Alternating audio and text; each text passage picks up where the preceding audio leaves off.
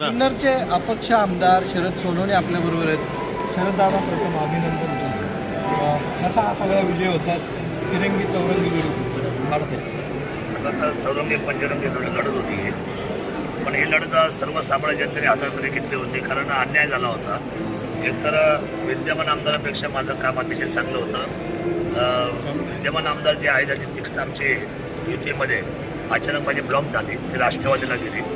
आणि मग निर्णय केला की जनतेने मला सांगितलं की आपल्याला लढावं लागेल, आपलं काम चांगलं आहे. आणि त्या अनुषंगाने मग निवडणुकीला सामोरं गेलो. सर्वसामान्य जनतेने ही निवडणूक हातामध्ये घेतली आणि खूप चांगल्या मार्जिनने मी निवडून आलो आणि आज साहेबांच्या भेटीला आलो. मी पाठीमध्ये मी ऑलरेडी शिवसेनेचा जिल्हा प्रमुख आहे, त्यामुळे मी महायुतीचाच घटक आहे. परंतु तिकीट न मिळाल्यामुळे आणि जनतेला ते तिकीट 5 वर्ष थांबायला वेटिंग करायची तयारी नव्हती, त्यामुळे मला ही निवडणूक लढवावी लागली अपक्ष म्हणून. आणि अपक्ष म्हणून मी जिंकलेलो. ही निवडणूक पर्सनलवरती हो, ही निवडणूक पर्सनलवर गेली. खरं तर आपले संस्कार आणि संस्कृती सोडून ही निवडणूक काही विरोधकांनी हातामध्ये घेतली आणि त्याच्यामध्ये ते रिमत झाले, बॅकफूट गेले.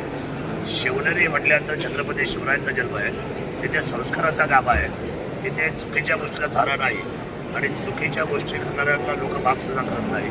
म्हणून ही निवडणूक सर्वसामान्यांनी विजयाच्या दिशेने अपक्ष ह्या उमेदवार निवडून देण्यामध्ये यश मिळवलं.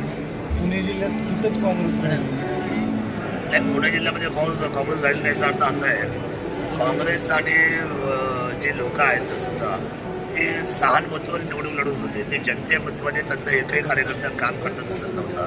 कोणी शरदचंद्रजी पवार साहेबांच्या नावाने मतं मागितली, तर कोणी उद्धवजींच्या नावाखाली मतं मागितली. पण त्याला मुशीतल्या कार्यकर्ता लागतो. तो मुशीतल्या कार्यकर्ता तो तिथे दिसत नव्हता. म्हणून लोकांनी यावेळेला जो सर्वसामान्य आहे, जो सर्वसामान्यामध्ये जाऊन काम करतो, अशा लोकांनाच खरं हे विजय दिलेत. आपण पाहिलं की महायुतीचं जे मॅग्नेट आहे ते जवळजवळ 236+ आहे. आपण पाहता हे सगळ्यात मोठे यश आहे. रिक्षा चिन्ह होतं, रिक्षा मुख्यमंत्री आदरणीय लाडके मुख्यमंत्री एकनाथ शिंदे यांचं चिन्हच मी मुद्दामून घेतलं, कारण ते सर्वसामान्याचं चिन्ह आहे, ते गोरगरिबांचं चिन्ह आहे.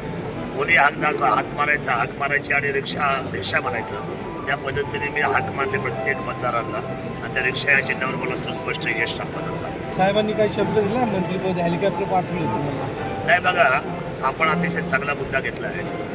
महाराष्ट्र राज्याची निर्मिती जी झाली ती किल्ले शिवनेरी छत्रपती शिवरायांच्या जिथं जन्म झाला त्या भूमीमध्ये झाली. कदाचित काही लोकांचा जन्म पण झाला नसेल, त्यांना माहीत नसेल की यशवंतराव चव्हाण साहेबांनी 1 मे 1960 महाराष्ट्र राज्याच्या निर्मितीचा कलश हा किल्ले शिवनेरी आणला.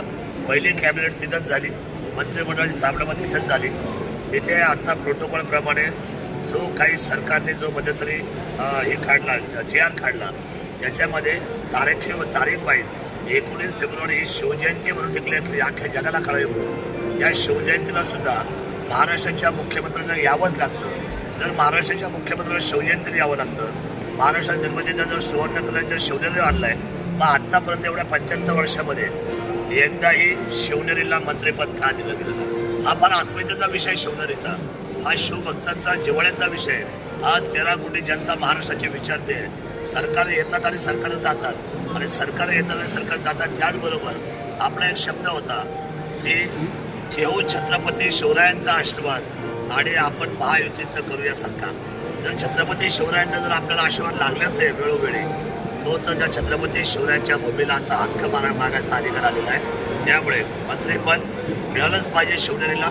माझी विनंती आहे देवेंद्रजींना, माझी विनंती एकनाथजींना, माझी विनंती अजितदादांना की आपण सर्वांनी पक्षाचा विचार करण्यापेक्षा पहिला शिवभूमीचा विचार करा आणि शिवभूमीला हे मंत्रिपद द्यावं, अशी हात जोडून कळकळीची शिवभक्तांच्या वतीने विनंती राहील. नक्की शरद सोनवणे आपल्याबरोबर होते आणि मंत्रिपद मिळवा अशी अपेक्षा त्यांनी व्यक्त केली आहे. सागर आवड, साम TV, मुंबई.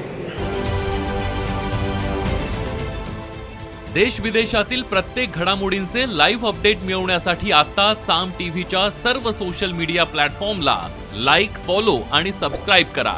तसंच सर्व नोटिफिकेशनसाठी बेल आयकॉन प्रेस करायला विसरू नका.